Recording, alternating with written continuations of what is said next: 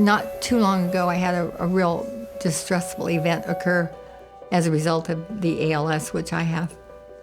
I couldn't breathe. I didn't know how to get to where I could breathe. So I called and they sent a gentleman out, the supervisor. Came in and boom, everything was fixed. Having Kathy Susan in our care has been pretty amazing. The story of her husband and her son having been under our care is just a chain of events. It impacts the whole team. I think that we haven't ever seen anything like it.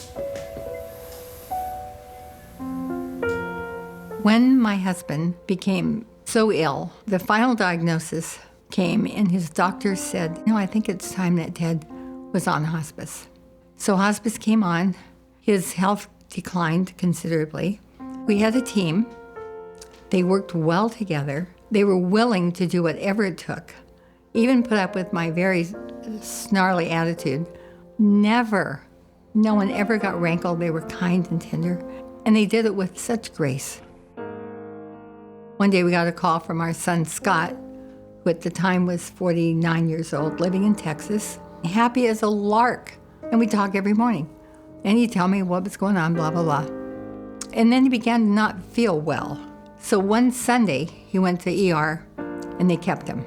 Scott had been diagnosed with this horrific diagnosis, and his insurance hadn't kicked in. I talked to my husband, and we both agreed it was time to bring him home. All three of us were on hospice at that point.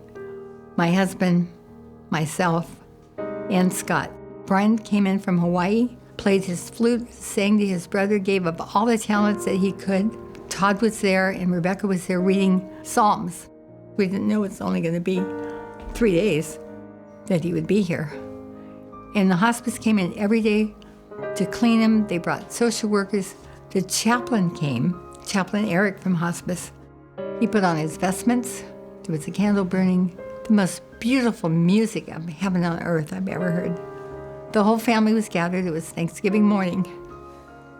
And he let us anoint Scott with oil in a little chalice with oil in it. And we each got to go up and anoint Scott's forehead.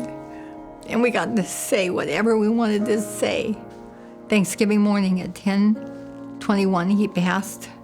The social worker were here, but they weren't here. I didn't know they were here, and it was so respectful. It was such a sacred, private time. I define hospice as quality of life. Sometimes you tell people that you're a hospice nurse, immediately their face fell, and they said, oh, that must be so depressing. And I said, no, it's not depressing at all. It's actually a profession that brings me great joy. Because, the ability to impact people is really amazing. We are kind of stepping into the journey with our patients and their families. I feel like somehow when I'm coming into a home, I'm on a subway platform, I'm stepping into a train, I'm involved in a journey with those people, that family, especially the patient. And we're enjoying the time we spend, and then eventually you have to get off that train, and the patient has to move on. That impression of every patient that we take care of is left on us indelibly. It truly is. We are impacted. We are changed. We are changed with every patient interaction that we have. There's not one that I haven't learned to love in some way. They may be the most challenging, they may be the most irascible, but you pick out something that you love and you cling to that, and that helps you love that person and remember them. Through it all, you learned to mesh with them. You learned how to care for them and do the best for them. And that's really what hospice is all about. It truly is.